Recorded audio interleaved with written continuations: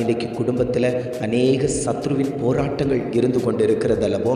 இந்த போராட்டத்திலிருந்து எப்படி ஒரு விடுதலை கிடைக்கும், எனக்கு ஒரு மாறுதல் எப்படி கிடைக்கும், எனக்கு வேண்டிய காரியங்களை நிறைவேற்றி கொடுப்பவர் யார் என்று பல கேள்விகளோடு நீங்கள் அலைந்து திரிந்து கொண்டிருக்கிறீர்கள் அல்லவோ.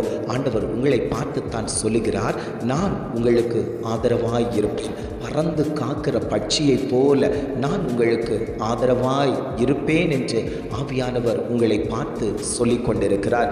யாரும் ஆதரவாய் இல்லாமல் இருந்தாலும் கர்த்தர் உங்களுக்கு ஆதரவாய் இருப்பார்.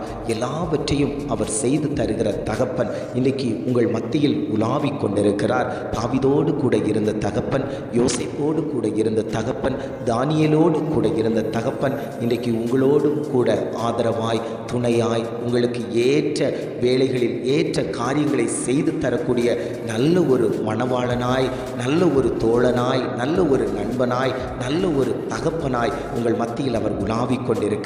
வேதம் சொல்லுகிறது, கர்த்தர் மேல் பாரத்தை வைத்துவிடு, அவர் உங்களை ஆதரிப்பார். ஆதரிக்கிறவர் ஒருவர் இருக்கிறார் என்றால் அவர் கர்த்தர் மட்டுமே. அவர் மேலே நாம் பாரத்தை வைத்து விட்டோமே ஆனால் நம்முடைய இருதயம் லெகுவாய் மாறிவிடும்.